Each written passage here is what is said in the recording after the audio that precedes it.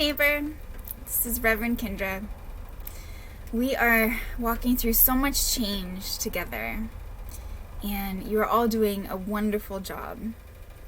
This is what is being talked about as a huge transition on Earth, energetically, with humans being present to experience it. I know I used to always think, man, what if there was like another flood of Noah's Ark?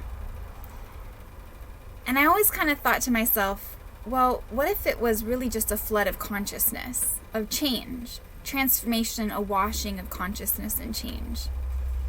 And I know that's what I've been feeling into a lot lately. We're now in the season of Aquarius. Our sun is in Aquarius. And the age of Aquarius. We're officially in the age of Aquarius, according to the astrological calendars. And this month in February, we have an enormous influence of the energy of Aquarius. I think it's 6 planets are going to be reflecting that energy to us to work with and create with. So that's very exciting. It's so potent for something new, something different. And so what I wanted to talk about tonight is how we find that still point in order to experience change with excitement. And so if you can kind of reflect on if you've ever been in any situation in life that felt stagnant and what that felt like. And it was almost just as uncomfortable as change. So I know when I get bogged down in my own mind of, man, it's like I'm tired of the change. I just want things to be still. I try to remember when things were still? It was uncomfortable for me. When we think about what the age of Aquarius may bring us, it's exciting to think about how these organic structures are trying to come into form. As our planet ascends in vibration and frequency, change and new form is going to come into play. Things like the food system, for example. We know the food system as that it is and is unsustainable, right? Like the fuel costs to get bananas coming up from where they're grown and all of the things in the food system, the structure, the way we built it, humanity has built it on this planet so far, is unsustainable. And so there's this shift of what is unsustainable needs to change. And we get to be a part of that. A part of that even in your consciousness. So if you're in a space, and I have been there, where you're on food stamps or you have a fixed income, you're thinking, yeah, that's all cool in theory, but I only have $200 a month on my food stamps, or whatever your situation is. We can lock ourselves in that mindset of, okay, it's a nice theory, but my physical reality says something different. And that is a very disempowering and oppressive mindset for me. When I feel like I'm oppressing myself, and I know what it feels like to be stuck in that, where you're like, I didn't even have space for another reality, right?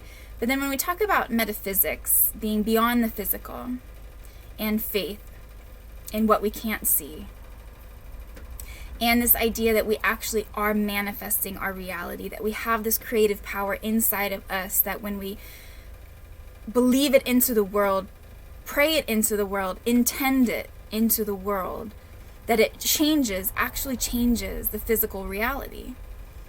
I remember when I was in a space where I was on food stamps, and thankfully I had a car, and I remember just taking my little white sage that I had and saging my car and thinking, I just pray for something new, a new thought, because I was in the same routine every day where you get your money on the first, you have a great meal, maybe you go to Carl's Jr. and you have a hamburger, and for the rest of the month, you're just trying to put a meal together every day. Or sharing with your neighbors because you can't afford to put your meals together every day. And I prayed with that sage in the car, just something new, because it was so stagnant and oppressive. And that day, driving down the road, I made a turn I wasn't going to usually make, met somebody that I wouldn't have usually met, and got a job offer for a sandwich shop that got me some more income. It was something new. And I had just prayed that with that sage. And it took me to my next step. Sometimes all we need is that next step. I love that quote from Martin Luther King, Dr. Martin Luther King, where he said, sometimes you can't see the whole staircase. You just need to see that next step. And so in this time where we may perceive all this change as overwhelming, maybe, or not easy to cope with, I know for me it's helped to just focus on what is the next step. What is the next step I can do to bring myself into a space of prayer? Into a space of that what's kind of called sometimes a 0 point. If you've ever done a meditation where you got to that place, it's just like, and everything is there. The whole universe is in that 0 point or that still point. And when we tap into that place and we pray, we are actually birthing something into our experience. So whether you're on food stamps or you're on your fixed income or whatever's going on, if you're open to that next step, we can pray it into existence and step right into it.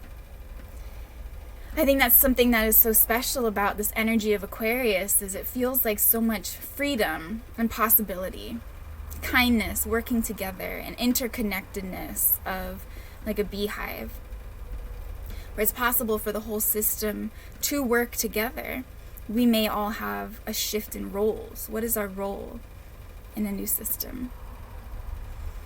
And so, to close just for this short High Neighbor message this week, if we start to see things breaking down or changing, let's be a part of that together. Your consciousness is so special and powerful and beautiful and real. And my consciousness is special and beautiful and powerful and real. And we can go into our own space and create into this world. I truly believe if our souls were not wise enough to do this, we wouldn't have come to Earth during this time. We just forgot.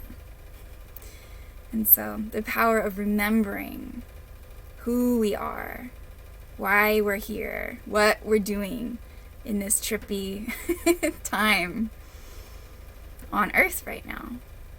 We can dream a new reality into existence. And so I pray courage and strength and stability to you, as much as you'll accept it, to create and co-create this new age together. Let's make it beautiful. You're beautiful. Much love. Thank you.